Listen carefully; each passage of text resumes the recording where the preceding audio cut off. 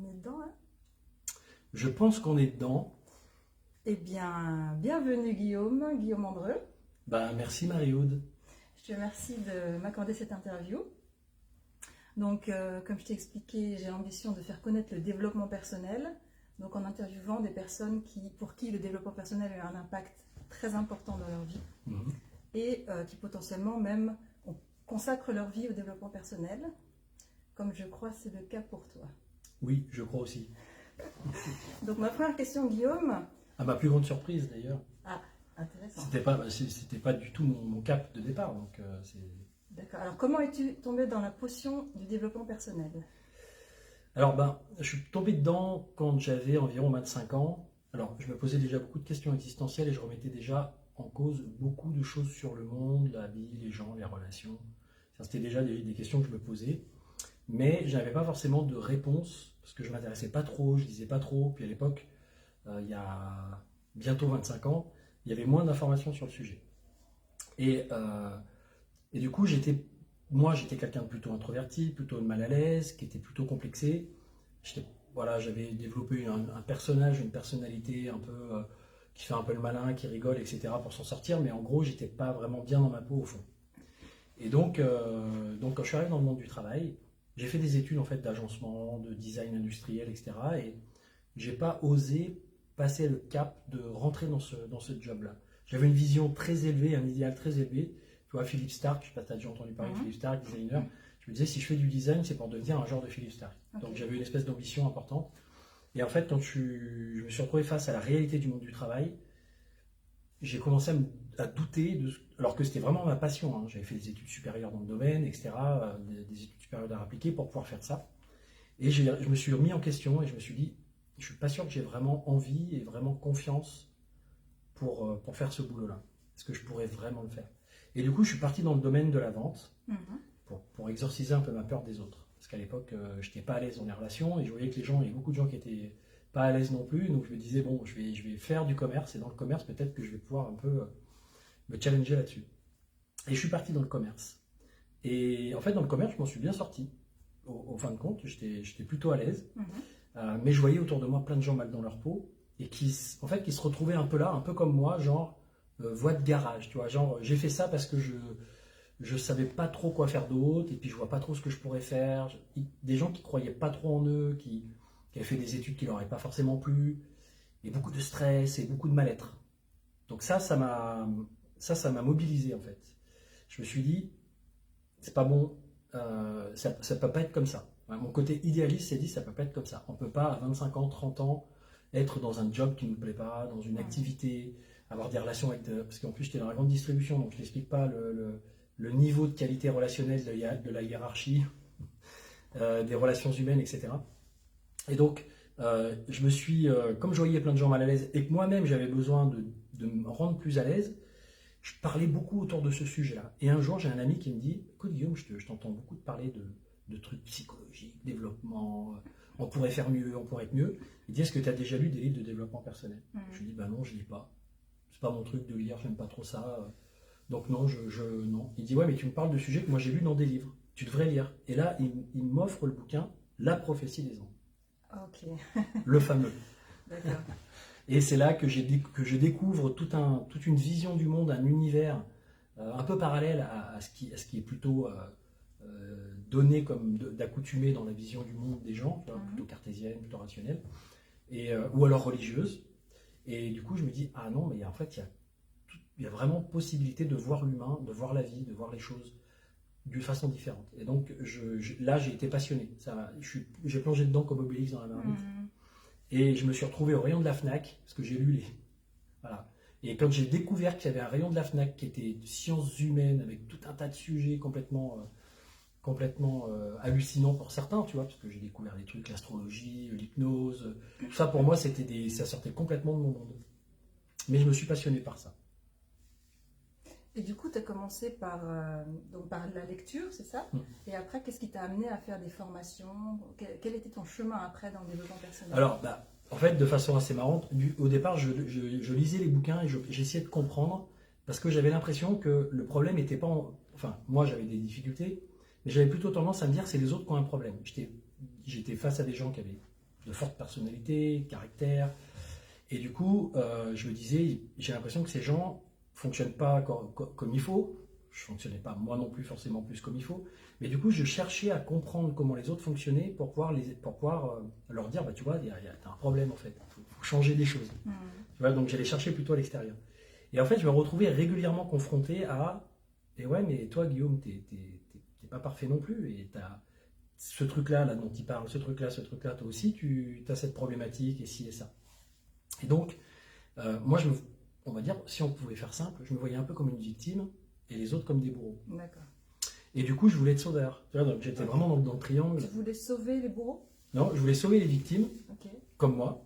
Et du coup, j'avais cette énergie de devenir sauveur, mais du coup, parfois, bah, je devais même moi-même un petit peu bourreau avec certaines personnes quand je voulais les aider qui ne m'écoutaient pas. Mhm. Et donc, dans ce jeu psychologique, là, dans cette espèce de triangle infernal, comme on dit, triangle de Cartman, j'avais du mal à m'y retrouver. Et petit à petit, j'ai compris que c'était d'abord sur moi que je devais travailler, enfin que je devais aller me comprendre, m'observer, comprendre mes mécanismes, etc. Et m'éveiller à moi-même, on va dire, à de la plus de confiance, à plus d'estime, à plus d'affirmation, etc. Et que c'est par ce moyen-là qu'à un moment donné, j'allais me sentir plus à l'aise. Mhm. Donc c'est pas en changeant l'environnement, mais plutôt en me changeant moi. Et donc, bah, je prenais mes bouquins, j'allais travailler dans le domaine de la vente avec mes bouquins sous le bras. Ok. Et dès qu'il y avait une pause, bon, à cette époque-là, j'aimais tellement ça que je me faisais des pauses très longues.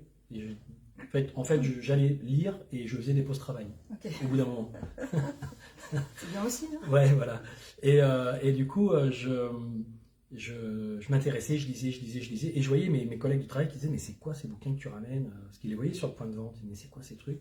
Donc entre midi et deux, ils me posaient des questions, je leur en parlais. Et en fait, ils me disaient, ah waouh, mais c'est génial, c'est super intéressant. Mais tu maîtrises vachement. Et en fait, je me disais, mais non, je maîtrise pas, je viens de le lire. Mhm. Mais en fait, je me suis rendu compte que j'avais une mémoire, une capacité, alors que pour plein de choses, j'en ai pas. À l'école, bon, j'oubliais tout. Et là, j'avais une mémoire, je retenais les théories, les gens, j'arrivais à faire des liens entre les choses. Et j'avais une espèce d'appétit de connaissances, Mhm. et en même temps de synthétiser. Tu vois. Et à un moment donné, je me suis dit, ah ouais, encore le gars qui est encore un peu dans son ego, tu vois. C'est plus Philippe Stark, mais je vais être celui qui va réunir les visions du monde, scientifiques, ésotériques, psychologiques, etc., pour montrer un peu la vérité sur les choses. Et encore une fois, je me suis fourvoyé. C'est-à-dire? Bah, j'ai découvert qu'il n'y avait pas une vérité sur la vie et sur les choses, mais qu'il y avait autant de vérité qu'il y a de cerveau pour en créer, et de réalité qu'il y a de cerveau pour en créer. Donc petit à petit, je me suis dit, bon, bah, donc du coup, ça sert à rien d'essayer de dire aux gens il y a une vérité, tout le monde ne croira jamais en une seule vérité. Mhm. Tu t'en as Donc, aperçu assez vite? je m'en suis aperçu assez vite parce que, en fait, à force de lire les trucs, et de voir dans tous les domaines, je commençais à comprendre pourquoi les personnes acquièrent une certaine vision du monde. Ok. Et filtrent la réalité, la distordent, essayent toi avec les biais cognitifs, etc. Je m'intéressais à tous ces trucs et je me disais, bon, bah non, en fait, il n'y a pas une personne qui peut déterminer qu'il y a une vérité. L'humain n'est pas capable de faire ce genre de choses. Donc, du coup, je me suis dit, bah, en fait, la seule vérité qui compte, en fait, finalement, dans ta vie, c'est pas celle de l'humanité, c'est la tienne. Mhm. Donc, même si c'est même pas une vérité d'ailleurs, parce que c'est très subjectif, mais en tout cas, c'est ta vie, c'est ton existence, c'est ta vision. Qu'est-ce que tu vas faire? Qu'est-ce que tu fais de toi? Et là, je me suis dit, j'ai commencé à me rendre compte que j'étais en conflit de valeurs dans ce job de vendeur. Mhm. Bon, évidemment, ils me prenaient tous pour un illuminé. Je leur disais, et puis je commençais à leur dire, ouais, moi, ce que j'aimerais faire à terme, c'est d'accompagner les autres, de les aider dans leur gestion du stress, parce que je trouve qu'il y a beaucoup trop de gens qui sont mal dans leur peau. Moi, c'était mon cas, hein, j'avais du mal à gérer mon stress, je manquais de confiance. Donc, je voyais que j'arrivais à le faire, mais que c'était pas simple. Et je comprenais qu'il y avait des outils pour ça, mais que les gens ne connaissaient pas du tout. Que ce soit de la respiration, que ce soit de la relaxation, que ce soit de la visualisation, que ce soit plein de choses. Et moi, je découvrais tout ça et je me disais, waouh, c'est génial, mais bah, ce serait bien que je transmette ces choses. Sauf que j'avais pas de légitimité pour faire ça. J'avais ni d'études de psychologie, ni d'études d'accompagnant kiné, ostéo, enfin ce qu'on veut. Donc je me dis, si je veux pouvoir commencer à accompagner des gens et me mettre à l'aise avec le fait d'accompagner des gens, parce que les gens me faisaient un peu peur au départ, Leur vendre des trucs, ça allait. Mais quand je leur vendais des trucs, j'avais un conflit de valeurs. Parce que pour moi, j'étais en train d'essayer, on pourrait dire, de les instrumentaliser d'une certaine façon. Je leur donnais des arguments qui étaient donnés par le marketing, etc., auxquels je n'adhérais pas forcément. Mais il fallait que je le fasse pour vendre le produit. Ça manquait de sens. Ça manquait de sens. Exactement. Et ça manquait surtout de cohérence avec mes valeurs humanistes, mes valeurs humaines, mon empathie, etc. Donc j'avais l'impression d'être un gars qui faisait un truc un peu tordu, quoi.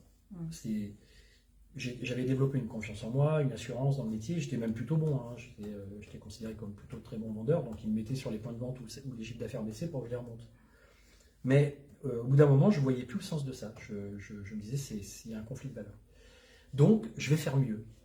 Je vais me trouver un job où il va y avoir 50% de choses que je vais faire pour moi, de façon égoïste, et 50%, enfin, je vais trouver une façon de vivre où j'aurai 50% d'égoïsme, 50% d'altruisme. Et je me dis, moi, j'ai pas envie d'avoir un job où je fais de la vente toute la journée, et puis après, je vais dans des associations pour distribuer je ne sais quoi. Donc, ça me paraît pas ce genre de choses. Et je me suis dit, mais si j'accompagne les gens pour qu'ils aillent mieux, je suis altruiste, et si en même temps, ça peut être un métier qui me permet de gagner ma vie, bah c'est cool. Sauf qu'à ce moment-là, ce type de job que je fais aujourd'hui, que toi aussi tu fais, que beaucoup de gens commencent à faire maintenant, à l'époque, ça n'existait pas, ou très peu. Le coaching ? Le coaching, c'était essentiellement un nouveau truc dont on entendait parler pour les directions, pour les directeurs. C'était un truc très ou sportif, ou dans le milieu professionnel avec des contrats d'entreprise pour la direction, les managers, etc. Donc ça existait, mais c'était pas du développement personnel. Le développement personnel était très connu aux États-Unis, mais peu connu en France, et même mal vu en France. Bon, je me suis intéressé à toutes ces techniques et je me suis dit un jour, je vais faire un patchwork, je vais associer des techniques les unes aux autres pour pouvoir accompagner des gens dans leur gestion du stress. Et j'ai commencé par le massage. J'ai commencé par me former à une technique qui me permettait d'avoir davantage confiance en moi, parce que je savais que j'étais quelqu'un de manuel et qu'avec mes mains, j'étais capable de faire des choses bien. Je doutais encore de ma capacité de le faire avec ma tête, ma réflexion, puisque je n'avais pas suffisamment d'estime de moi à ce niveau-là. Et de confiance. Donc le massage pour t'occuper de la gestion du stress. Oui, pour amener de la relaxation, du toucher, puisqu'on sait que le toucher, c'est un des éléments qui amène aux gens du bien-être, de la relaxation, qui permet au système nerveux de passer du sympathique au parasympathique, donc du côté alerté au côté reposé, de se recharger en énergie, etc. Mais pas que, la respiration. Donc du coup, je me suis aussi formé à la cohérence cardiaque, et puis comme mon père était prof de relaxation, culture physique, yoga, j'avais déjà testé, j'avais déjà expérimenté des choses, et je me disais, ouais, c'est vrai que ça peut être bien de l'amener en entreprise, de l'amener sur le milieu du travail, parce que c'est là que les gens ont besoin de se sentir bien. Et donc j'ai commencé à vouloir proposer mes services de gestion du stress en entreprise, développement du bien-être en entreprise. Et je me suis vite rendu compte que les problématiques des personnes ne pouvaient pas être traitées qu'avec de la relaxation, de la respiration. Donc j'ai commencé à me dire, il y a aussi des choses qui se passent dans leur tête. Leur façon de penser, leur façon de ressentir. Je ne connaissais pas grand-chose, j'avais lu beaucoup de bouquins. Bon, j'avais quand même de l'information, mais je ne savais pas vraiment quelle technique utiliser pour le faire. Quand même, je me suis expérimenté à faire une sorte d'hypnose, d'accompagnement, donc une sorte de discours d'accompagnement verbal avec ma relaxation. Pour amplifier la séance, pour amener la personne à se mettre en transe plus facilement. Parce que je me rendais compte que quand je massais les gens, ils restaient dans leur tête, au début. Ils continuent de te parler, ils sont là, ils ne se détendent pas. Donc je leur disais, ok, prenez conscience des zones qui sont en tension. Et en fait, tu sentais tout de suite que les gens, ils disaient... En fait, il y avait un niveau supplémentaire de relâchement.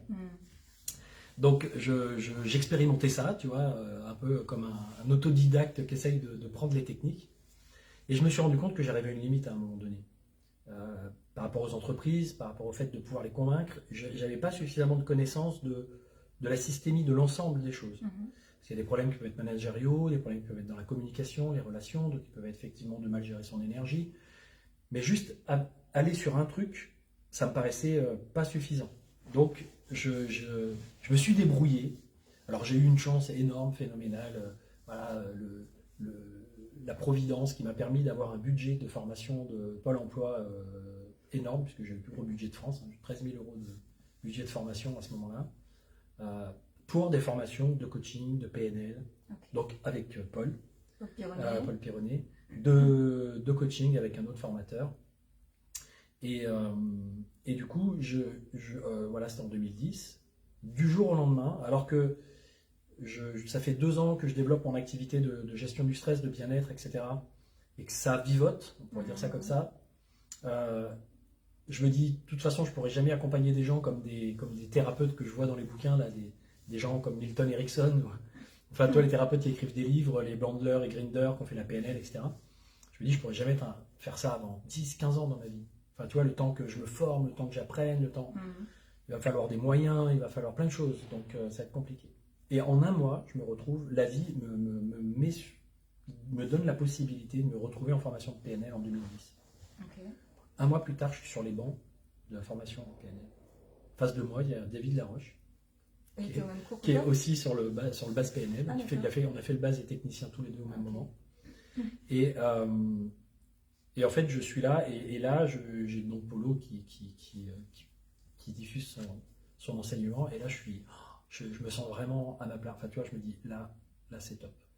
Et là, je pose des questions, je veux apprendre, etc.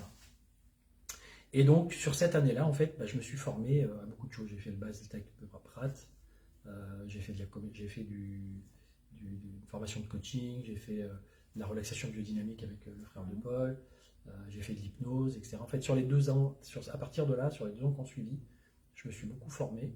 Et j'ai commencé très vite, en fait, au bout de quasiment 1 an, à me retrouver à enseigner. Même pas 1 an, 8 mois, puisque au mois de décembre de la même année, en 2010, j'étais dans une école d'une femme qui avait une école qui était au base PNL avec nous, et qui m'appelle et qui me dit, ouais, j'ai l'impression que tu maîtrises bien, tu as bien compris ce qu'on faisait en cours et tout, est-ce que tu voudrais pas venir enseigner ça à mes élèves dans une école de danse? Et donc je me suis retrouvé avec mon paperboard à donner des cours à des élèves de PNL. Donc si tu veux, la vie m'a amené, c'est un peu comme si à un moment donné c'était, bon, là c'est ta voie, c'est ton chemin, on va te donner les moyens d'y aller. C'est comme ça que je l'ai perçu. Et ce qui est très drôle, c'est que pour oser poser la question à Pôle emploi de est-ce que vous pouvez me financer des formations, je ne voulais pas la poser parce que je savais que c'était non. Enfin, je partais du principe que c'était non. J'avais déjà entendu dire il n'y a pas de budget pour ces trucs-là, etc. Et avant d'aller à cette réunion-là, professionnelle, j'étais avec la phrase « Fais confiance à ton inconscient, il sait ce que tu ne sais pas que tu sais ». De Milton Erickson. Et en fait, comme j'étais très stressé à l'idée de cet entretien, j'y allais vraiment en mode stressé, parce que j'ai tendance à me projeter, souvent à me projeter dans du négatif, en fait, dans le fait que ça pouvait mal se passer pour moi. Du coup, je me suis rassuré avec cette phrase. Je me suis dit, il y a quelque chose en toi qui sait ce que tu sais pas que tu sais. Tu vas avoir les ressources pour pouvoir passer en gros cet entretien collectif et pouvoir faire les choses. Et en fait, finalement, l'entretien s'est bien passé, en tout cas, parce qu'on a présenté chacun de nos activités, etc. Et à la fin, j'arrivais pas à partir, je voyais les gens qui se levaient, j'arrivais pas à partir parce qu'il y avait la phrase qui me disait « Pose la question pour la PNL, l'hypnose, le coaching, pose la question ». Et dans ma tête, tout seul, je me disais « Non, mais non, ils diront non, ils vont dire non, ils vont dire non ». Et en fait, ça revenait. Et j'ai d'un coup la phrase que je m'étais dit juste avant dans la voiture « Fais confiance à ton inconscient, il sait ce que tu sais pas ».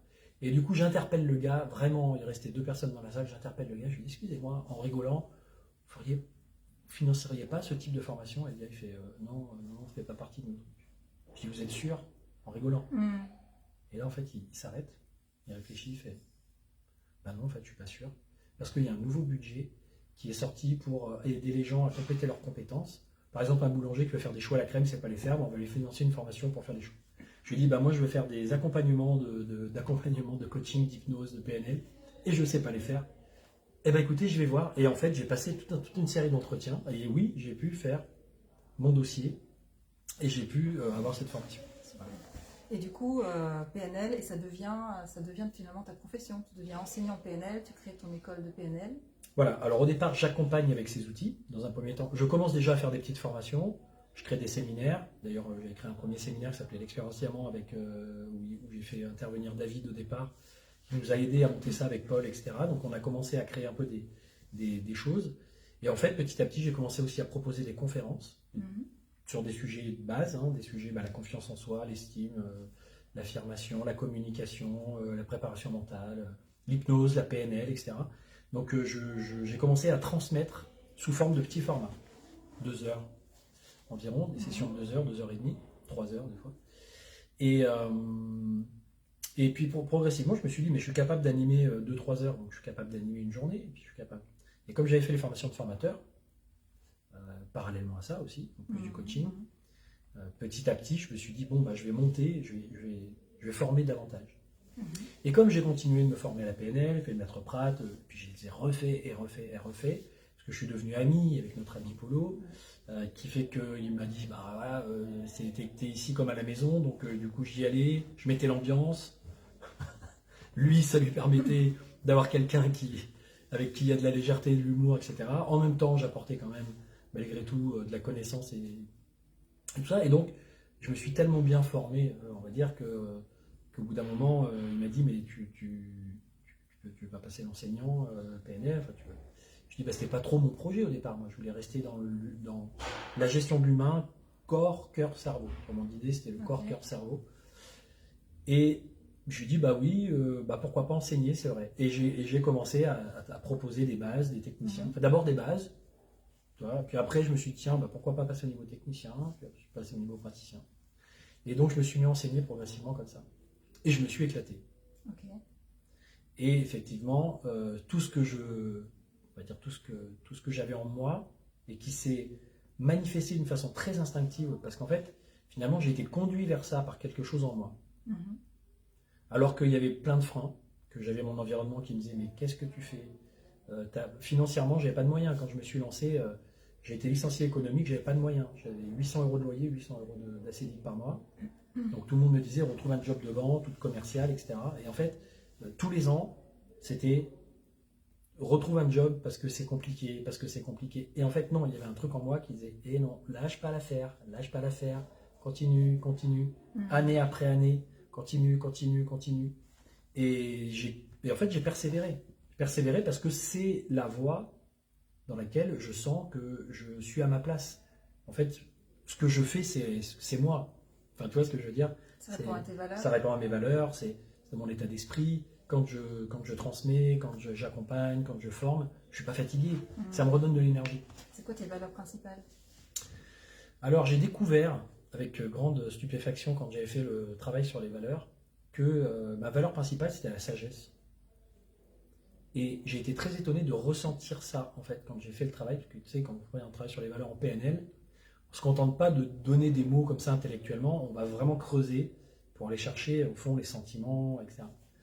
Et j'ai été surpris de cette valeur de sagesse. Je me suis dit, waouh, ça, c'est un truc, quand je me reconnecte, ça m'apaise, ça... Alors si on revient sur l'énéagramme par exemple, on va se rendre compte que la dynamique du 3, du 6 et du 9, ça amène plutôt, ça peut amener vers cette idée de sagesse.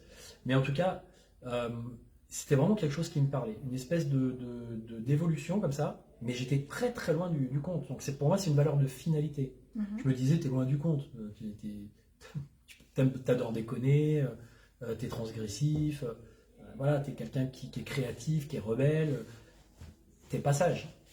Mais je voyais la sagesse dans le sens de la conformité, de respecter les règles, tu vois, d'être discipliné. Et un jour, j'ai compris le côté discipline à l'intérieur de soi, le disciple à l'intérieur qui veut arriver à une certaine maîtrise de soi. Et je me suis dit, il n'y a pas une façon d'être maître de soi ou d'arriver à une certaine sagesse dans sa vie. Il peut y avoir plein de façons d'être sage. Donc ça m'a parlé. Et puis la transmission, évidemment, fait partie de mes valeurs. Tout ce qui touche à l'évolution, développement personnel, évolution personnelle, spirituelle, psycho-spirituelle.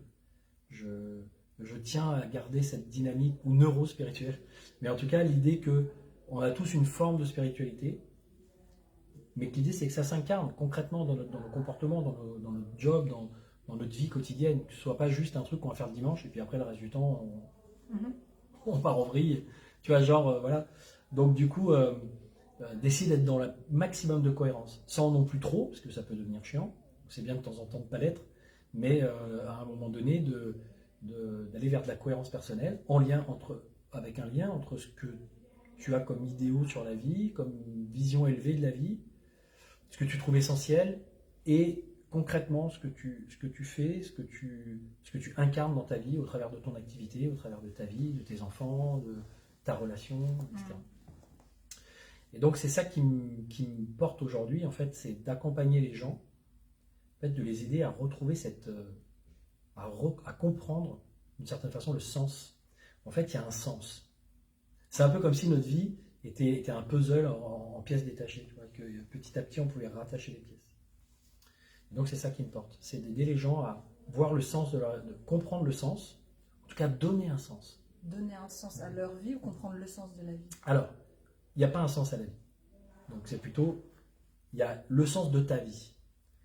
Mais ce qui est drôle, c'est que ton parcours personnel, tes difficultés, tes challenges, tes traumatismes, tout ce qui a été vécu et qui peut être vécu comme une souffrance, comme quelque chose de difficile, finalement peut prendre sens.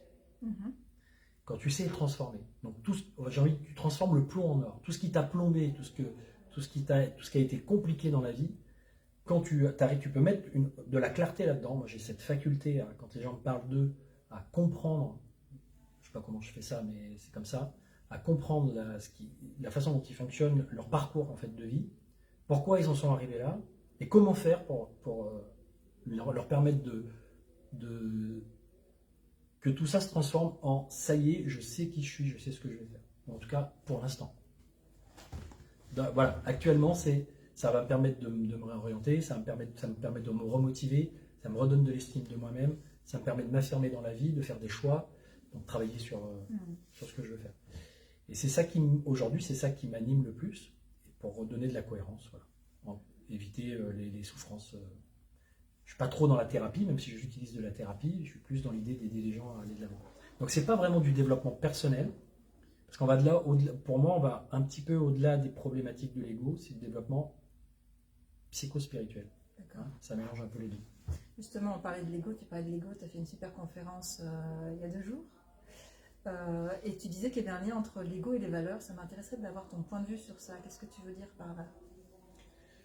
Alors, en fait, les valeurs, c'est quelque chose que notre mental, en lien avec des ressentis bien sûr, estime être des choses bien, des choses bonnes. Donc, il y a un jugement qui est fait entre ce qui est bien et ce qui n'est pas bien. Oui. Donc, on est dans une forme de fonctionnement un peu duel. Parce que les valeurs, il y a les valeurs et il y a les contre-valeurs. Ce qui veut dire que ce fonctionnement-là, c'est pas un fonctionnement spirituel dans le sens d'un fonctionnement qui est dans l'amour de tout ce qui existe, qui est dans l'acceptation des opposés. Il y a ce qui est bien et ce qui est moins bien. Si j'ai une valeur d'altruisme, automatiquement, pour que cette valeur, pour que on va dire mon ego se dise « ouais, moi je suis quelqu'un d'altruiste et je vis l'altruisme », il va potentiellement juger l'égoïsme.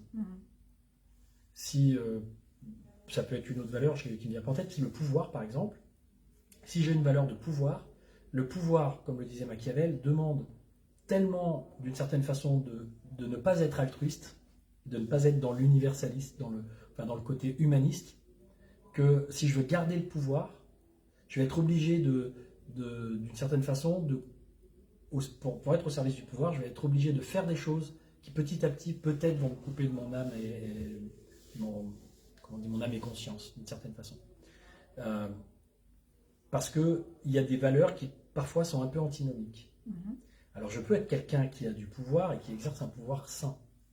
Mais si je veux exercer un pouvoir sain, je suis obligé de me mettre à l'écoute des gens. Si je me mets à l'écoute des gens, on rentre dans un système qui est plus de démocratie, ou en tout cas, voilà. Et à partir de là, ça veut dire que je suis obligé de composer avec eux. Et si je compose avec eux, je perds un peu de mon pouvoir. Mon pouvoir personnel. Si je veux accomplir quelque chose, si j'ai une vision précise, etc., je perds mon pouvoir personnel.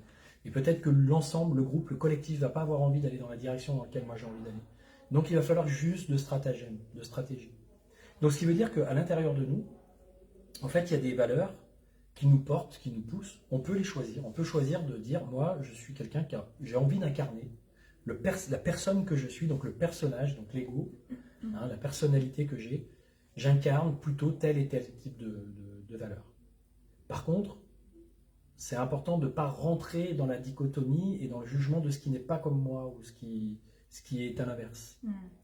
Parce que justement, c'est ça l'idée, c'est d'aller voir du côté des parts d'ombre, que tu connais aussi, puisque tu as bien étudié la question, et de se dire, en fait, si j'aime pas, enfin, si je préfère ça, ça veut dire que je ne préfère pas l'autre, donc j'aime mal l'autre part. Si je préfère l'altruisme, j'aime mal l'égoïsme. Alors que l'idée, c'est d'aimer Je l'égoïsme. le juge. Ouais. Je le juge. Je le juge, donc, Comme étant mauvais. Je lui donne une étiquette. donc j'aime mal. Oui. Ça crée du mal, ça sépare. En fait, ça divise. Donc, on se divise soi-même par le fait qu'on a des préférences. Et du coup, on se divise aussi avec les autres par le fait qu'on a des préférences. Donc, c'est normal d'avoir des préférences parce que dans cette vie, il y a des choix à faire. Hein. On est dans un monde duel, dans un monde de polarité. Donc, on est de toute façon obligé, à un moment donné, de faire certains choix. Mais quand je dis l'ego, c'est à un moment donné, l'idée, c'est de ne pas s'enorgueillir, c'est pas de se dire que je détiens la vérité. Parce que moi, je suis altruiste, alors je vaux mieux que quelqu'un qui paraît être égoïste. Parce que moi, je suis dans le pouvoir, alors je vaux mieux que tous ces gens qui sont faibles parce qu'ils pensent trop aux autres, sont trop altruistes. Ou parce que moi, je suis ou empathique ou quelque chose comme ça. Parce que je suis dans la tradition, dans la conservation qui va souvent avec le pouvoir. Du coup, je ne suis pas pour le progrès, je ne suis pas pour... Tu vois, non, il y a l'idée, c'est je peux essayer de trouver un juste milieu entre tout ça. Ok. Comment on fait pour trouver le juste milieu?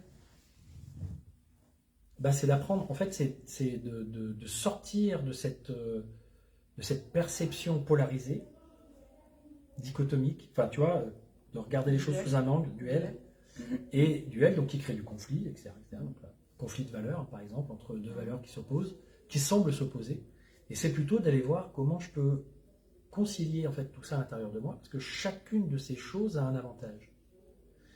Elles peuvent avoir aussi un inconvénient quand elles sont à outrance. Quelqu'un qui est trop empathique ou qui est trop altruiste, ça va poser des problèmes dans sa vie, ou dans la vie des autres, ou dans la sienne. Quelqu'un qui est trop égoïste, ça va être la même chose. Quelqu'un qui est trop dans le pouvoir, ça va être la même chose. Quelqu'un qui est trop dans le laisser-faire, la soumission, l'obéissance, ça va poser un problème. C'est-à-dire qu'il faudrait avoir des valeurs, mais qui sont dans un certain équilibre. Alors l'idée, en fait, si tu veux, il y a un endroit de notre être, enfin il y a un endroit de la conscience où tout ça, ça n'existe pas. Et où tu sens que tu es comme... en fait, tout est possible. Donc à la fois tout existe, à la fois rien existe. C'est une espèce d'état où tu sens que tout est juste, voilà, que ce soit bien, mal, tout ça, ça a son sens, ça a sa raison d'être.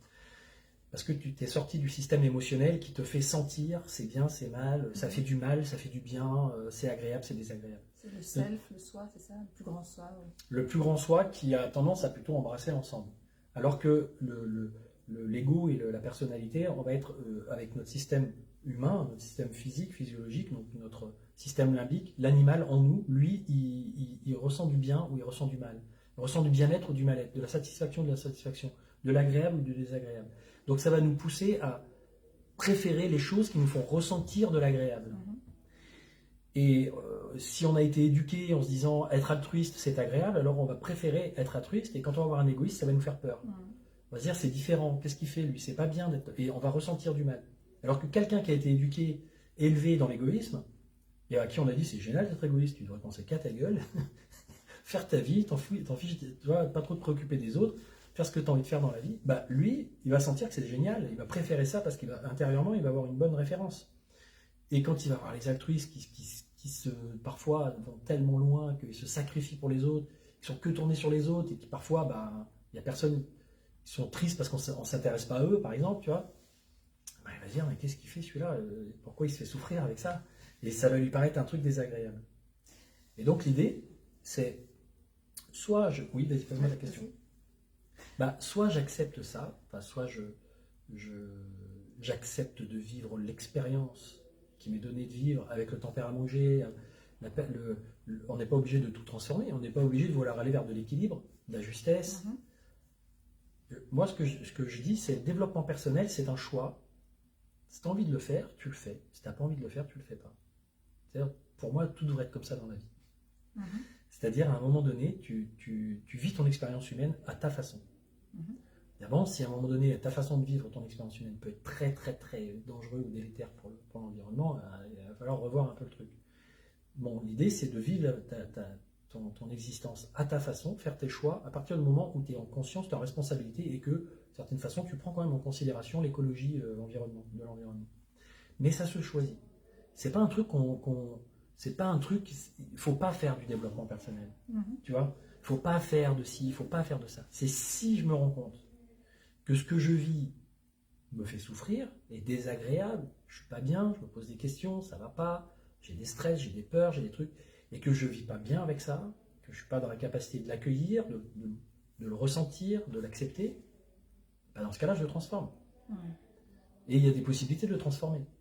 Mais pour moi, c'est pas faites ci, faites ça, développez-vous, devenez des millionnaires, soyez tous des entrepreneurs, soyez tous des je sais pas quoi.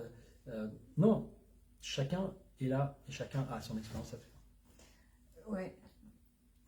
Ma question, c'était aussi, est-ce qu'on peut vivre sans ego?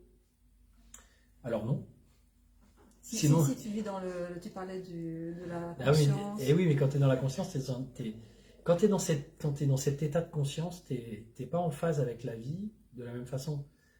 À un moment donné, tu vas faire tes courses, à un moment donné, tu es dans une file d'attente. Alors oui, tu peux être un espèce de truc, un espèce de niveau où quelqu'un te bouscule, quelqu'un te parle mal, etc. Et en fait, c'est comme si tu étais dans l'accueil de tout ce qui se passe. Certainement qu'il y a des gens qui sont capables d'être là-dedans.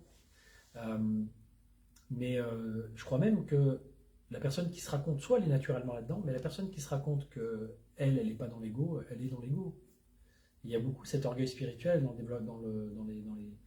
les milieux que je vois. Il y a beaucoup de gens qui se prétendent être de la lumière. Non, t'es pas de la lumière, t'es de l'ombre et de la lumière. De toute façon.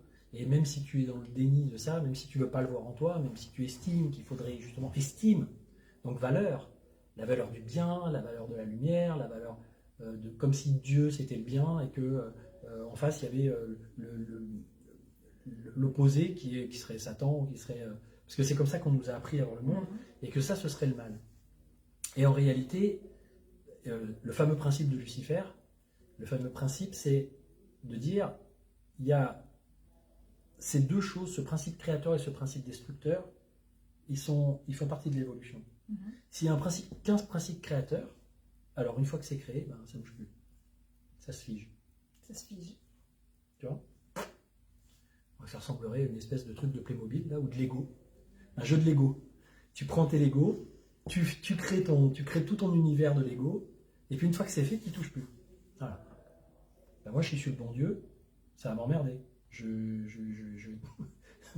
vais m'emmerder dans la vie à avoir, tu vois. Alors si j'ai envie d'expérimenter la vie, ben non, j'ai envie que ça bouge. Pour que ça bouge, il faut qu'il y ait du mouvement. Pour qu'il y ait du mouvement, il faut rentrer dans le flot de la vie avec des causes, des effets, et puis du coup ça provoque des choses, et puis du coup il y a de la séparation. Enfin, il y a aussi de la destruction, il y a aussi, tu vois, il y a une durée de vie pour les plantes, pour tout le monde, pour nous, et du coup ça se renouvelle, ça se reconstruit, ça se régénère. Et en fait, ce principe de destruction, ben, c'est le principe de la séparation, de la division, ce qu'on pourrait appeler le principe du mal.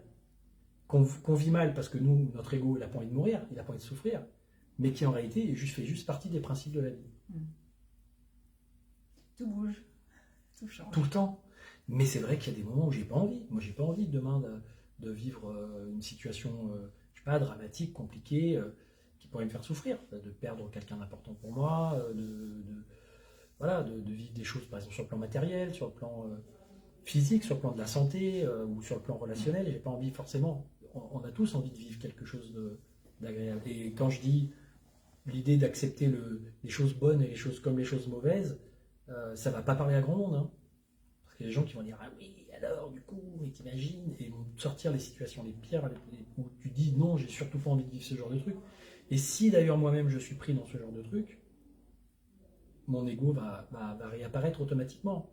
À moins que je sois un genre de Jésus-Christ, tu vois, qui accepte d'être crucifié, qui est tellement connecté, qui croit tellement que cette vie physique, matérielle, qui est sortie de la matrice, j'ai envie de dire, enfin, tu vois, qui tellement se dit tout ça, ce n'est qu'illusion, qui est capable de dire, bah, allez-y, c'est pas moi que vous tuez juste ma forme physique, mais je suis toute éternité, donc allons-y. Il y a une part de moi qui aimerait bien être ça. Okay. Qui aimerait bien en arriver là. Ouais, c'est vrai, il y a une part de moi qui se dit ah ouais, c'est chouette d'être Jésus. La part qui a la valeur sagesse. La valeur. Ben non, justement, pas la valeur sagesse. Okay. Peut-être une valeur spirituelle, peut-être une sorte d'idéal spirituel, mais pas. Pour moi, c'est pas la sagesse. La sagesse, c'est d'accepter. La sagesse, c'est plutôt le taoïsme. C'est plutôt le tantrisme. C'est-à-dire ce sont plutôt des philosophies. Tu sais, la philosophie du tantrisme, ils créent des mandalas avec du sable, là. Ils font ça pendant des heures. Et une fois qu'il est fini, qu'est-ce qu'ils font? Ils le détruisent. Ok. Pour éviter d'être dans l'attachement. Pour éviter juste de la souffrance qui est liée à l'attachement, à la permanence, à vouloir posséder des choses. Donc pour être dans une philosophie, et ils ont des divinités qui sont des monstres, qui sont les divinités destructrices. Et en fait, c'est tous des dieux. C'est pas le bon Dieu et le mauvais Dieu. Nous, on a un bon Dieu. Donc s'il est bon, ça veut dire que le reste c'est mal. Et en fait, on rentre tout de suite dans un jugement de ce qui est bien et de ce qui est mal. Et j'ai envie de dire, si au paradis, Adam et Ève, on leur a dit, si tu croques dans la pomme, tu vas croquer dans le fruit de la connaissance du bien et du mal.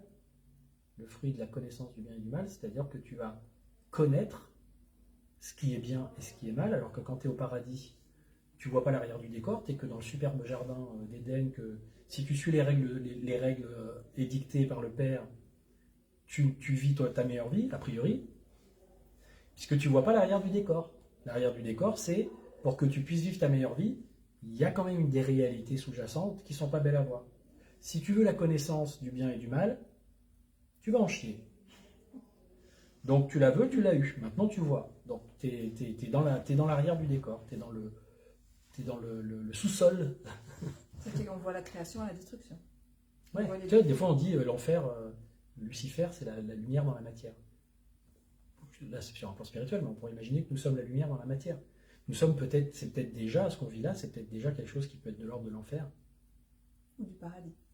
Ou du paradis, selon comment on transforme. Comment on accepte. Comment on accepte, exactement. Et quand on accepte, ça transforme. C'est plus un état d'être, finalement, l'état d'enfer ou l'état de paradis, qu'un lieu dans lequel on va aller si on fait bien les choses. Si tout de suite, je ne suis pas cohérent avec moi-même, si tout de suite, je continue d'être dans une forme de non-acceptation de mon mal, par exemple, intérieur, je vais mal le vivre. Tu sais qu'il y a des gens, en fait, je pense, qui font le mal et qui sont contents de le faire parce qu'à un moment donné, c'est comme s'ils avaient lâché prise. Tu vois, comme s'ils s'étaient dit, bon, bah, de toute façon, je suis porté par le fait de faire des choses qui ne sont pas bien pour l'environnement, mais autant que je les fasse et que je l'assume. Et du coup, je me dis que ces gens-là, on peut les juger. On les juge parce qu'ils font du mal. Mais, de certaine façon, eux, intérieurement, ils doivent se dire, je suis comme ça, je suis mauvais. Il y a des gens qui pensent qu'ils sont mauvais, c'est une croyance limitante. Ouais. Oui. Et quand on croit ça, on a tendance à agir d'une façon qu'on juge mal pour renforcer cette croyance. Et celui qui pense qu'il est mauvais et qui croit qu'il est mauvais et qui pense qu'il a raison de l'être, il va moins souffrir que celui qui essaye d'être bien, qui sent qu'il a en lui des velléités, des conflits, des difficultés, des colères, des trucs, et qui va essayer d'être quelqu'un de bien et qui va essayer de contenir tout ça à l'intérieur de lui.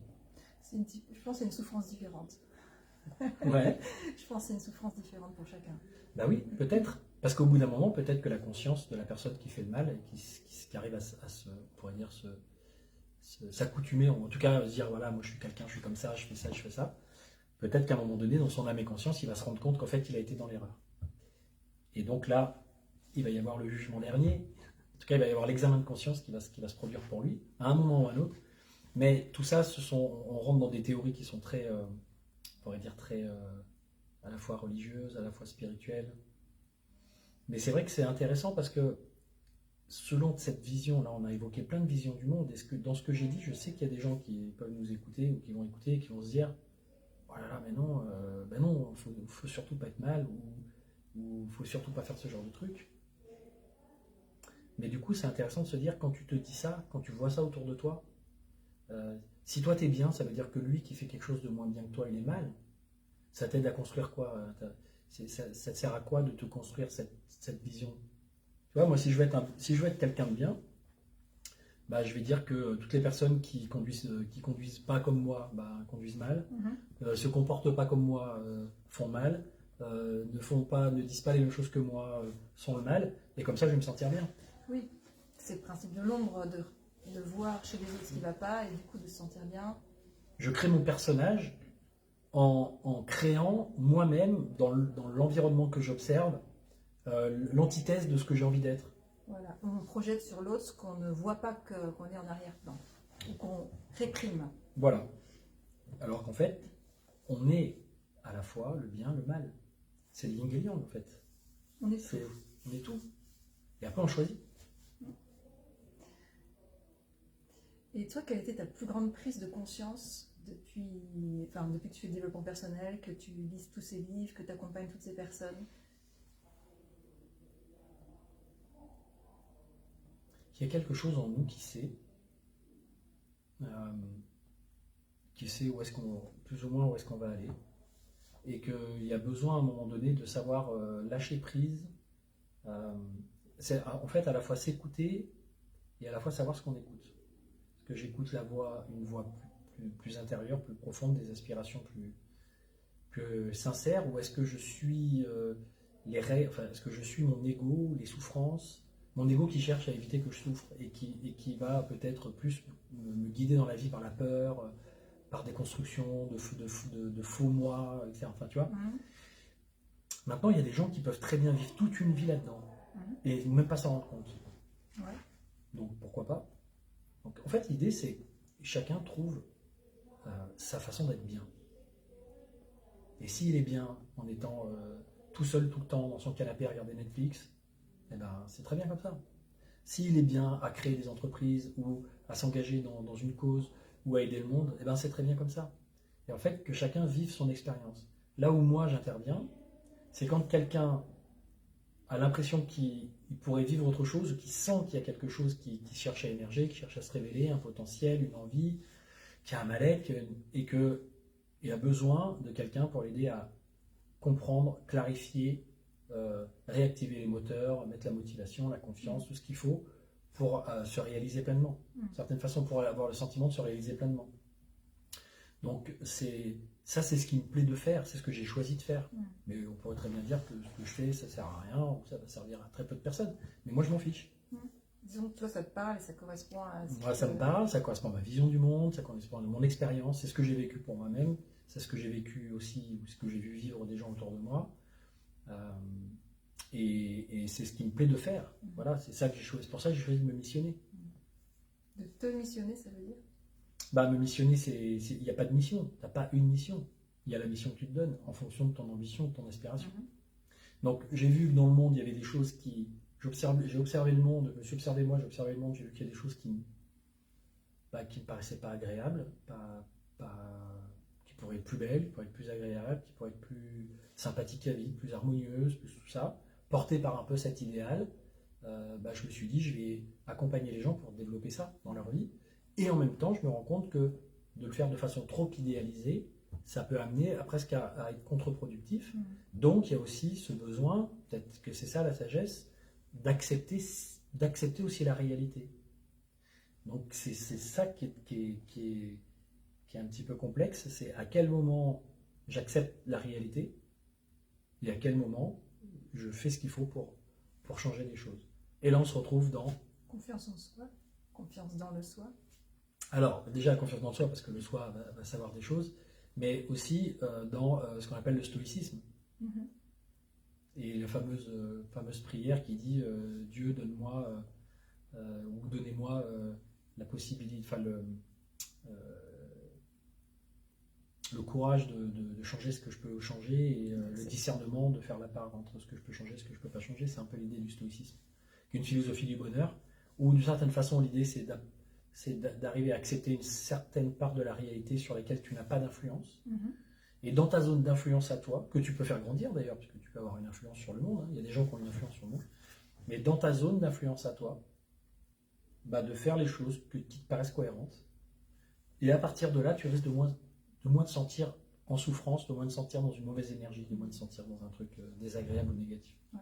J'avais une question d'accompagnement. C'était comment est-ce que tu accompagnes quelqu'un qui vient d'avoir un deuil, qui a une perte très lourde? Comment est-ce que tu accompagnes ce genre de problématique? Alors, le deuil ou perte très lourde, c'est pas mon domaine. Okay. Il y a des domaines dans lesquels c'est plutôt le domaine de la psychothérapie. Ça peut être un suivi qui est long. En fait, quelqu'un qui vient d'avoir un deuil ou une perte très lourde, déjà, première chose, c'est que normalement, tu ne l'accompagnes pas. avant au moins 1 an.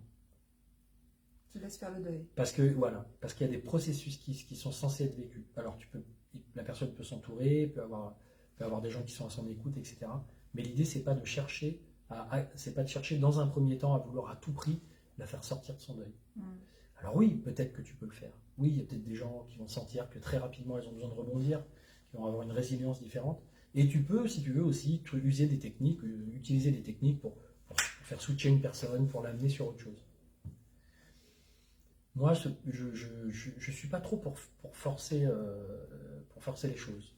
C'est impressionnant, hein, ça envoie. Il y a des gens qui vont peut-être montrer ça, comment tu peux faire changer une personne. Moi, je pense qu'il y a un temps et qu'il y a certaines choses qui sont importantes, des processus qui sont importants d'être vécus. Et après, petit à petit, quand il commence à y avoir quelque chose une ouverture qui se refait, ou un désir, ou quelque chose qui revient, c'est comme vouloir sortir quelqu'un de sa dépression trop vite ou d'un burn-out trop vite. L'idée, c'est que la nature, elle fait bien les choses et qu'à un moment donné, si la personne, elle ne peut pas, elle n'est pas dedans, elle n'est pas dedans. Et qu'il y a peut-être besoin. Alors, c'est vrai qu'elle vit l'enfer pendant ce temps-là. Elle peut vivre l'enfer. Donc, l'idée, c'est peut-être juste, au moins, de lui apporter des petites choses qui peuvent soulager les choses. Mais c'est vrai que moi, je suis pas. C'est pas ma spécialité. Les dépressions, enfin, les gens qui sont vraiment dans des cas de figure qui sont très compliqués, il y a des gens qui sont spécialisés là-dedans. Moi, je préfère accompagner des personnes comme moi, qui sont plutôt des personnes qui, dans l'ensemble, sentent qu'elles peuvent avoir un certain potentiel d'évolution, de développement, de réalisation, mais qui se sentent un peu en dessous en termes de confiance, d'estime, d'affirmation, et qui ont besoin de se mettre... Alors des fois, oui, il y a des trucs à traiter sur le plan thérapeutique. On va aller débloquer des choses, on va aller... mais je suis pas sur de l'accompagnement de personnes qui sont vraiment dans une situation compliquée, parce qu'en plus se jouent là aussi des fonctionnements neurologiques et neuro-hormonaux qui sont importants, et parfois juste l'accompagnement ne suffit pas. Il y a aussi peut-être parfois besoin d'un soutien médicamenteux, des choses comme ça. Donc pour le deuil, j'ai déjà fait faire des petites pratiques d'hypnose ou de PNL, ou simplement comme ça, en parlant avec la personne, petit à petit l'amener à prendre conscience des différentes étapes et pour aller voir le cadeau caché derrière. Mais c'était des gens qui venaient pas me voir avec « là, je viens de le vivre, je viens de vivre le drame ». Oui. Voilà. D'accord. Et donc toi, ta spécialité, c'est confiance en soi, estime de soi. Pour moi, en fait, j'ai envie d'amener les gens à se réaliser le plus pleinement possible. C'est-à-dire qu'elles sentent que elles arrivent à un moment de leur vie où elles sentent qu'elles se sont réalisées, elles, sur le plan entre leur spiritualité et leur vie personnelle, leur vie professionnelle, qu'il y a une espèce de cohérence et que les choses se sont réalisées comme elles le veulent. Le chemin de réalisation, ça ne s'arrête jamais quand tu commences à rentrer là-dedans. Parce que ces réalisations, on peut considérer ça comme de la réalisation matérielle, mais aussi de la réalisation spirituelle, donc ça ne s'arrête jamais. Et pour ça, il y a évidemment tous ces fondamentaux qui sont à traiter, en tout cas qui sont à travailler. Si la personne manque de confiance, de quel type de manque de confiance, justement, elle manque. Moi, j'ai souvent des gens qui viennent me voir et qui ne sont pas dans le manque de confiance, on pourrait dire psycho-comportemental, même si ça arrive. Mais en fait, je me rends compte très vite que le manque de confiance qu'elles ont, et d'ailleurs c'est pour ça qu'elles viennent me voir, et c'est pour ça que j'ai été étonné de ça pendant un temps, c'est qu'il y a justement besoin de cette reconnexion et d'ouvrir leur esprit à autre chose, quelque chose de plus... Alors, j'ai pas envie de faire des trucs mystérieux, hein. C'est on va dire d'ouvrir à une autre perception, à une autre conscience d'elle-même et à une autre conscience de la vie. Pour recadrer un peu le sens. Que ça ne soit plus un sens qui soit juste focalisé sur moi, ma vie, ma survie, etc., mais que ça aille plus loin. Et donc, ça passe par traiter, peut-être parfois traiter une problématique, une peur, un trauma. Mais si ce sont des choses qui ne sont pas trop lourdes, on peut aider la personne à partir du moment où c'est dans une dynamique de réalisation, une dynamique d'aller vers quelque chose, d'évoluer. Moi, la personne qui vient me voir et qui me dit qu'elle n'a pas de projet de vie, mais qu'elle est tellement mal de son passé qu'elle a surtout besoin de comprendre, d'aller voir dans ses vies antérieures, d'aller... en fait, d'une certaine façon, elle tourne le dos à l'avenir et elle essaye de dépatouiller, de déconnecter, d'enlever les mémoires, etc. C'est pas mon métier. Voilà. Ça peut durer infiniment, ça. J'en connais depuis 20 ans qui me disent toujours qu'ils cherchent encore la vie antérieure ou le truc dans lequel il y a peut-être quelque chose qu'ils ont oublié. La Enfin, maison de... voilà. Et tu parles de réalisation. Pour moi, j'ai un peu du mal à comprendre vraiment ce terme. Réalisation de quoi? Alors réaliser, c'est déjà prendre conscience. La réalisation de soi, si on revient sur ce que disait Carl Gustav Jung par rapport à ça, c'est cette dimension, c'est un peu comme si tu avais au-dessus de toi tout un potentiel de possibilités qui existe, mais que toi, ton ego, il est fermé, un peu comme une bulle fermée, et qu'il est tourné sur lui-même, et qu'il est dans son mode survie, et qu'il essaye de faire des choses dans la vie, mais en mode survie. Tu vois. Ouais. Adaptation sur adaptation, contrôle des situations, il y a les blessures, il y a tout ça, et donc c'est compliqué. L'idée, c'est que tu peux transcender ça. C'est la réalisation de soi, c'est comme si tu transcendais quelque chose. Tu sens que tu es sur un autre niveau de façon de vivre ta vie, toi-même. C'est comme si tu avais des ressources, des capacités, une force, quelque chose qui est plus grande, plus large, plus puissante, en gros, plus de puissance qui rentre à l'intérieur de toi et qui te traverse. C'est le soi dont on parlait Alors, tout à l'heure. on pourrait appeler ça le soi, oui, en effet. Et qui fait que tu te sens. Alors, le soi, il y en a qui vont dire je sais pas, que ça peut être aussi autre chose que toi, que tu es traversé par la grâce divine, ou que c'est les guides qui font à travers toi, ou je sais pas exactement. Chacun, selon sa vision du monde, peut imaginer des choses. Mais c'est vrai que l'ego a tendance à imaginer qu'il y a autre chose que soi. Mais bon, ça, c'est encore un autre sujet, je ne vais pas trop rentrer là-dedans parce que ça va trop loin. Mais l'idée, c'est de sentir que tu peux compter sur quelque chose qui est au-delà, et que ce au-delà est capable de te guider, est capable de te faire le cheminement nécessaire pour pouvoir évoluer et pour pouvoir arriver à un certain niveau on va dire de réalisation, donc de sentiment d'avoir accompli quelque chose, d'être bien dans ta vie. Voilà, ça apporte une satisfaction, on pourrait dire plus grande que la simple satisfaction matérielle, ou la simple récompense financière, ou la simple récompense amoureuse, par exemple. Tu vois, c'est donc quelque chose qui est plus large. C'est un autre niveau de qualité d'existence. Quelque chose de plus proactif, de plus acteur que... Alors, oui, possible, mais peut-être que non. Ok. Tu peux te réaliser en étant complètement pas du tout acteur, en étant au service, en te laissant porter par la vie, en laissant les autres te demander de l'aide, te donner du job, enfin tu vois. Ok. Il n'y a pas forcément le fait d'être acteur. Toi, le truc d'être acteur, Ouais. ça va concerner un certain type de personnalités qui ont besoin de ça. Donc si elles ont besoin de ça, je vais dire, voilà, sois acteur. Il y en a qui ont besoin d'être créateur, l'autre acteur, l'autre qui a peut-être juste besoin de se laisser porter, de se laisser driver, et qui n'a pas besoin de choisir. Ou pas trop. Voilà, que ce soit la vie qu'ils choisissent pour elle. Mais si c'est ça qui la rend heureuse, tu vois, dans son tempérament, dans sa façon de fonctionner. Donc il n'y a pas il n'y a pas une bonne façon de fonctionner, il y a votre bonne façon de fonctionner. Ou de fonctionner au mieux. Au mieux. Hein, moi, je dirais pas aux gens, vous pouvez être parfait, vous pouvez être super, vous pouvez dépasser tout ce que vous croyez en termes de capacité, etc. Il n'y a pas de limite, non. On parle toujours d'accéder à son plein potentiel. C'est quelque chose qui te parle? Oui, mais du coup, j'ai envie de dire, quand je dis réalisez-vous pleinement, c'est le plus pleinement possible. Parce que le plein potentiel, c'est quoi? C'est Dieu.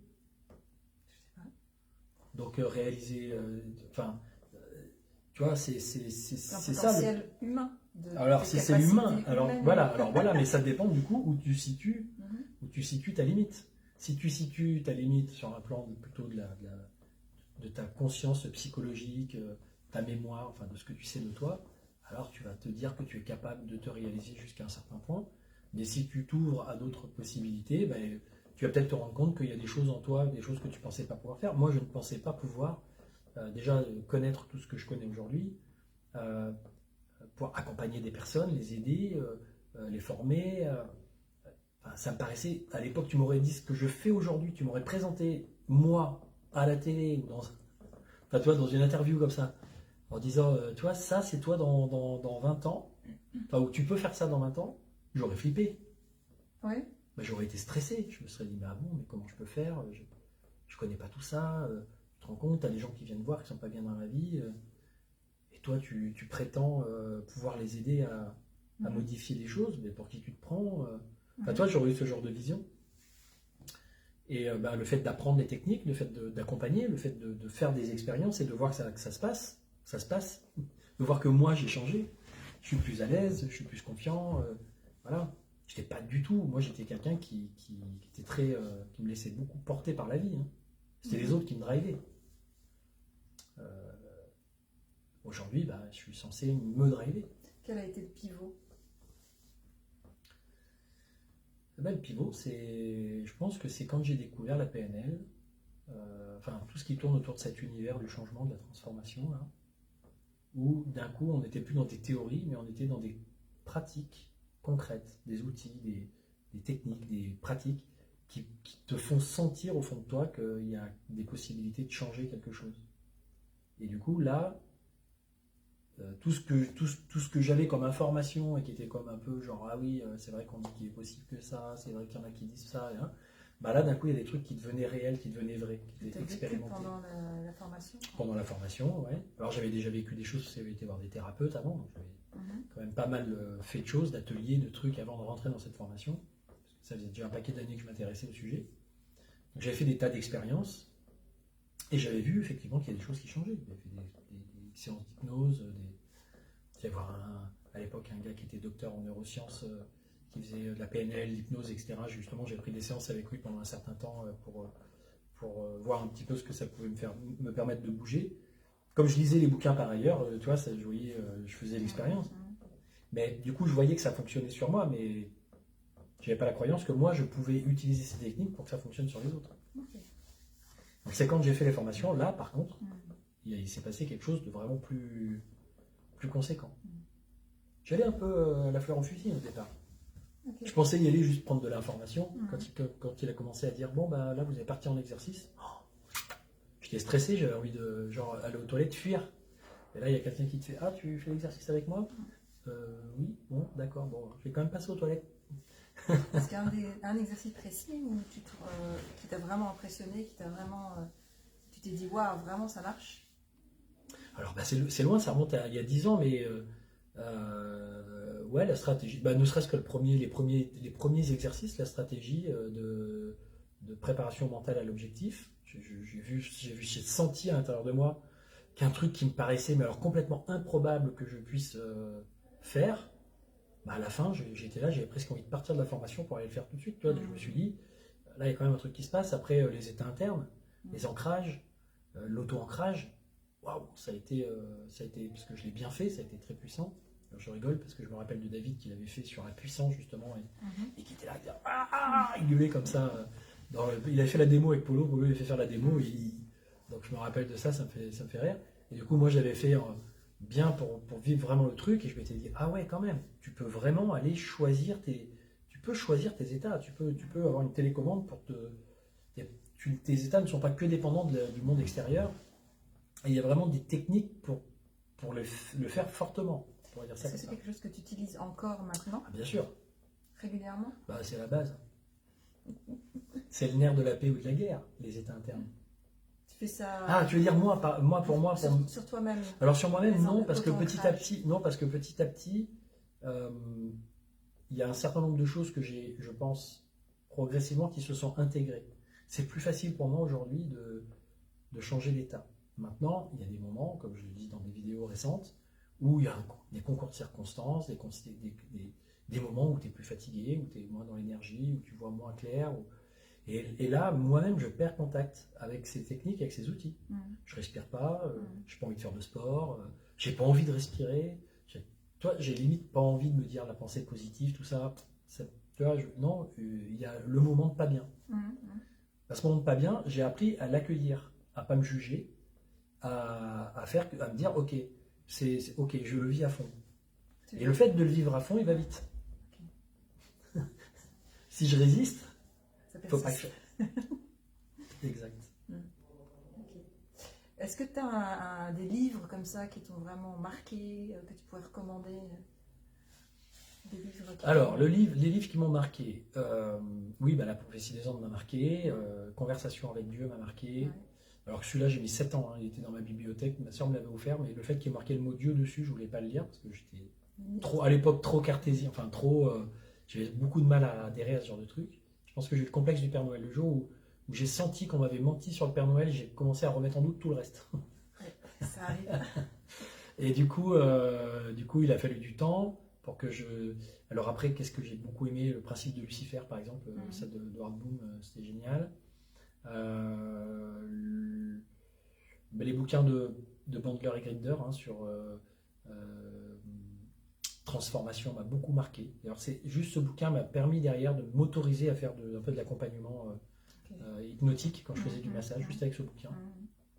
Un cerveau pour changer. Les différents bouquins de Grinder et Bandler, pardon. Et puis après, pour beaucoup de choses, parce que je me suis intéressé à l'astrologie, je me suis intéressé à l'ésotérisme, donc j'ai lu aussi des trucs sur genre la doctrine secrète, Steiner avec la science de l'occulte, donc tout un tas de bouquins, mais qui sont quand même, j'ai envie de dire, c'est quand même un univers particulier. À ce moment-là, je sentais que j'avais besoin de rentrer dedans, de comprendre, mais j'ai pas envie de dire, c'est pas le bouquin que je vais dire que je vous conseille de lire là. Qu'est-ce qu'il peut y avoir d'autre? J'ai bien aimé aussi La vie des maîtres, je me rappelle, j'ai bien aimé ce bouquin. Il y en a un qui m'avait marqué, qui était sur plutôt tout ce qui est justement, qui touche un peu au guide, ou en tout cas ou à la médiumnité, et qui s'appelait Seth, je crois, le livre de Seth. Ça, je connais pas. Et c'est un lien avec des personnes qui ont vécu ça. Enfin, je te parle de bouquins là qui m'ont ouvert en fait à tout un tas de champs de connaissances. Et en fait, petit à petit, il y a des choses, des voies que j'ai explorées, j'ai essayé de comprendre. Parfois, j'ai senti des choses, j'ai perçu des choses. Et c'est comme si la vie, petit à petit, elle m'avait dit, ouais, mais là, en fait, c'est pas là que ça se joue pour moi. Ok. Tu vois? C'est-à-dire que tu cherchais dans un... J'ai cherché beaucoup, j'ai exploré beaucoup de pistes en fait. Pendant 25 ans, pendant une dizaine d'années, je ne faisais que ça. Donc j'ai exploré beaucoup de choses. Mais à un moment donné, je me rends compte, avec le recul, que je reviens à une certaine simplicité en fait. Certaines choses qui sont, pour moi, les fondamentaux utiles pour une vie, pour la vie des gens d'une façon générale, ce que je vois autour de moi. Et tous les trucs sur lesquels j'ai été allé me percher un peu. Ça reste là, ça reste les choses que je connais, que je sais, mais pour autant, je suis pas, c'est pas ça qui m'anime au quotidien. Du coup, si tu gardais un seul livre, ce serait lequel?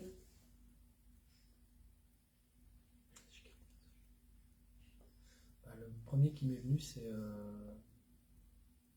Conversation avec Dieu, je crois. Celui-là, il m'avait bien plu parce qu'il il répondait à des tas de trucs d'une façon très inattendue. Oui. Ouais, c'était très inattendu. Donc je me rappelle quand j'avais lu celui-là, il m'avait vraiment fait de l'effet. Ouais, je te dis ça, honnêtement j'en ai oublié en cours de route parce qu'il y en a vraiment beaucoup de bouquins qui sont passionnants. J'ai une bibliothèque, mais là ça me revient pas comme ça. Oui, si j'avais aussi beaucoup aimé le discours de la tortue, qui touche au Viking aussi, j'avais bien aimé découvrir ça, tout ce qui est taoïsme, etc. Et là, bon, à chaque fois, je suis parti dans des univers et puis je les ai explorés. J'ai lu des choses intéressantes et puis après, j'en suis sorti. J'ai été voir autre chose. Voilà. Mais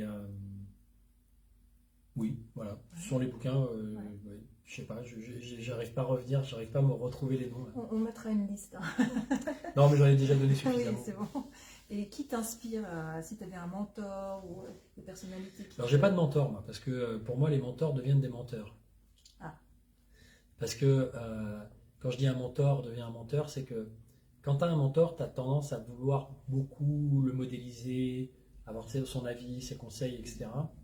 Et d'une certaine façon, pour moi, aujourd'hui, c'est perdre le contact, parce que j'ai trop fait ça dans ma vie, de vouloir faire les choses en fonction de ce que disent les bouquins, de ce que disent les techniques, de ce que disent l'école des coachs, RNCP ou l'école de la PNL selon telle version, ou le truc, et tout ça en fait chacun arrive avec son truc, et moi en fait je suis libre. Il est libre, Max. Il est libre, Max. Et alors qui t'inspire? Donc sans être un mentor. Qui m'inspire? Et ben honnêtement, je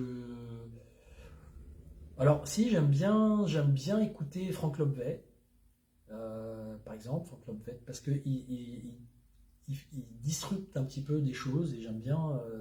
Du coup, j'aime bien. C'était déjà des choses que je pensais. Je pensais que j'étais chiant de penser ça. Et je me dis, ben, il y a un gars qui pense pareil et qui le dit très bien. Donc, ça, j'aime bien. J'aime bien aussi. J'aimais bien écouter Isabelle Padovani. J'écoute moins, en fait, les gens aujourd'hui. Darpan, j'ai aussi beaucoup aimé ce que faisait Darpan. Je ne sais pas si tu as entendu parler. Non, je connais pas. J'aime bien Paul et ses enseignements m'ont beaucoup apporté, beaucoup aidé. Donc, j'aime bien aussi ce qu'il donne et sa connaissance sur un certain nombre de sujets. J'aime bien. Qui est-ce que j'écoute? Certains trucs américains qui sont traduits généralement. Ouais. Ou alors des bouquins que j'ai lus. J'aimais bien Joe Dispenza, j'ai bien aimé Bruce Lipton. Eckhart Tolle, Eckhart Tolle. Ouais. Oui, c'est vrai que ça me parle aussi. Des fois, j'aime bien écouter aussi François Lemay, avec qui je partage beaucoup de choses. On n'a pas forcément exactement le même angle, on ne propose pas exactement les mêmes choses, mais sur plein d'aspects, je me retrouve en résonance avec lui, souvent. Voilà, j'aime bien ce que fait Lenoir, Frédéric Lenoir, quand on va dire, il apporte, il vulgarise un peu certaines philosophies, Là, dernièrement, par exemple, Jung, j'ai trouvé que c'était intéressant. Ah oui, alors beaucoup évidemment, mais là, c'est pas des vivants. Carl Gustav Jung, Milton Erickson, Abraham Maslow. Ça, c'est les gens qui m'ont aussi beaucoup impacté, enfin beaucoup intéressé. Des gens aussi de l'école de Palo Alto, là. Donc j'aimais bien aussi la vision du monde. Donc voilà, ça en fait des gens. Ça en fait des. Rudolf Steiner, très fort aussi, très étonnant. Ma fille est dans une école Steiner d'ailleurs. Lui, il a vraiment œuvré dans des tas de domaines et il est très bon, très puissant. Voilà, et puis sinon, tu sais, je suis des fois un petit peu. Moi, j'aime bien, des fois, juste les gens de la vie de tous les jours. Par exemple, Cécile Flora. Elle était là tout à l'heure, je ne sais pas si Ouais, elle je regarde sais pas encore. si elle est pas encore là. Coucou Cécile. Mais Cécile Flora, par exemple, dans sa façon d'être dans la vie, de faire les choses, elle me montre une dynamique, des choses qui peuvent être parfois un peu éloignées, même si on se retrouve sur plein de trucs, qui peuvent être un peu éloignés de moi. Donc j'ai envie de dire, sur certains aspects, si elle pourrait être ma mentor, par exemple. Ma fille, qui, c'est pareil, sur d'autres aspects, pourrait être ma mentor. Sa mère, qui a été pendant un temps, sur certains aspects de la vie, qui m'a impressionné sur des trucs, ou qui m'a en tout cas amené à découvrir des trucs. Un autre ami qui s'appelle, par exemple, Olivier, un ami d'enfance, pareil, qui m'a, par sa personnalité très colorée, très forte, m'a aussi appris plein de choses. Mes potes d'enfance, en fait. Voilà. Mon pote Seb, qui aussi, par ailleurs, m'a aussi apporté beaucoup. Donc, j'ai envie de dire, il y a des personnalités comme ça, de gens que j'ai côtoyés et qui sont un peu comme. C'est un peu comme si, tu vois, c'est pas le mentor, mais c'est le petit truc dans la vie, la relation qui à un moment donné apporte quelque chose et qui permet d'avancer. Puis après, petit à petit, on se laisse. On se voit moins, on se parle moins, tu vois, mais il y a quelque chose qui m'a permis de grandir. Alors, on parlait de l'enfance, donc il y a une question que j'aime bien poser en fin d'interview. Oui. C'est si toi, Guillaume, tu te rencontrais, peut-être à ton âge maintenant, si tu te rencontrais en tant qu'enfant, 7-10 ans par là, qu'est-ce que tu aimerais te dire? Tu vas en chier. Et t'as pas envie qu'on te le dise, mais il va falloir que tu fasses avec. Et en même temps, tu vas vivre des choses merveilleuses et tu vas développer des potentialités ou des capacités que tu n'imagines même pas. Tu es très loin d'imaginer aujourd'hui et que même ton entourage est très loin d'imaginer par rapport à ce qui peut te renvoyer. Donc vas-y, aie confiance. Parce que c'est vrai qu'il j'ai beaucoup avancé dans la vie pendant un temps avec avec un peu des peurs, enfin, tu vois, des craintes que ça se passe pas bien, que de ne pas réussir, de ci, de ça, peut-être voilà, que les choses que la vie apporte des choses pas forcément agréables. Et parce que j'étais aussi entouré de gens qui étaient comme ça dans ma famille, Qui avait tendance à. peur. bah, qui avait tendance à beaucoup projeter les trucs difficiles, compliqués, la peur, etc. L'anxiété, l'inquiétude, tu vois. Ouais. S'inquiéter. Moi, ils s'inquiétaient beaucoup pour moi, trop. Mm. Ils auraient peut-être dû s'inquiéter pour autre chose que pour moi. Mais du coup, quand tu t'inquiètes pour quelqu'un, t'en fais un inquiet aussi, hein, par la même occasion. Donc oui, il y avait ça un peu en moi. Puis il y avait toute autre partie qui était hyper en mode non, non, ça va aller, je vais avancer dans la vie, il va se passer des bonnes choses pour moi. J'ai toujours oscillé entre ces deux trucs. Et du coup, bah, j'ai choisi la bonne pente. L'option, il va se passer des bonnes choses pour moi, etc. Machin. Et même quand je me retrouve, ou je me suis retrouvé dans des situations compliquées, il y a un truc en moi qui fait rien à foutre. J'aime beaucoup cette méditation. Ouais, rien à foutre. C'est tellement pas grave en fait. Tu vois. Et peu importe ce qu'il y a après d'ailleurs dans la vie, mais c'est vrai que le jour où j'ai arrêté d'avoir peur de mourir, ça a changé beaucoup de choses. Tu n'as plus peur de mourir? Non. Je peux avoir peur de souffrir, mais pas peur de mourir. Okay. Ah non, c'est vrai. Il y a même eu des moments où je me suis dit, ma vie pourrait s'arrêter maintenant. J'ai l'impression que c'est bon, j'ai réalisé. C'est comme si j'avais réalisé quelque chose déjà dans ma vie. Je me suis déjà réalisé à un certain point. Et du coup, je me dis que il y a 10 ans en arrière, j'aurais eu l'impression de rater quelque chose. Aujourd'hui, je me dirais, ah non. T'as atteint un niveau de réalisation personnelle déjà bien. Ce que tu as fait, c'est déjà bien. Pour moi, selon mes propres critères. Alors, du coup, on était dans l'enfance. Du coup, si on va à ton enterrement, qu'est-ce que tu voudrais que les gens disent de toi en une phrase? Qu'est-ce que je voudrais qu'ils disent de moi? Bah, il m'a aidé à changer des choses dans ma vie. Il a changé ma vie, mais en tout cas, il a apporté quelque chose dans ma vie qui m'a permis de voir les choses différemment. Ouais, il m'a aidé à changer ma vie. On va dire ça comme ça. Est-ce qu'il y a une question que tu aurais voulu que je te pose que je t'ai pas posée? Non. Ok. Non, j'ai pas.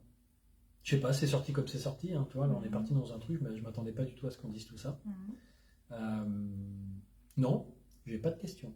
Est-ce que tu as un mot pour finir? L'amour. Ça me va. Je te remercie beaucoup. Avec plaisir. Merci à toi. Merci. Pour ton interview, on a réussi à trouver un petit coin. On n'est pas très bien éclairé, mais on est éclairé de l'intérieur, peut-être. Voilà. L'amour et la lumière. Ça va? Ah, lumière, non. Non. Acceptation. Ouais, hein. voilà. Ombre et lumière, Okay. c'est bien. Là, Ça crée du contraste, tu vois. Il y a du. Ouais, c'est vrai. Moi, j'ai toujours été attiré par les gens ténébreux un peu. Enfin, tu vois, les trucs un peu hors la loi, les trucs. Je trouve que ça met du piment dans la vie. C'est pas lisse. Ouais, si c'est trop lumineux, trop bienveillant, tout ça, il y a un truc en moi qui s'emmerde en fait. Et l'amour, ça va? Là, l'amour, il y a des hauts débats. L'amour, c'est un challenge, c'est un défi. T'es jamais tout le temps dans l'amour. Donc, mais généralement, c'est la bonne réponse pour beaucoup de choses. Donc c'est pour ça que j'ai dit le mot amour à la fin, parce que je pense que ça résume beaucoup de choses. Je ne veux pas dire sagesse, parce que ça, c'est mon but à moi, c'est mon but ultime. Il y a des gens à qui ça ne parle pas. Mais voilà. Eh ben, on vous remercie tous pour nous avoir suivis. Hein, et on vous dit bonne continuation et à bientôt. Salut à tous. Salut.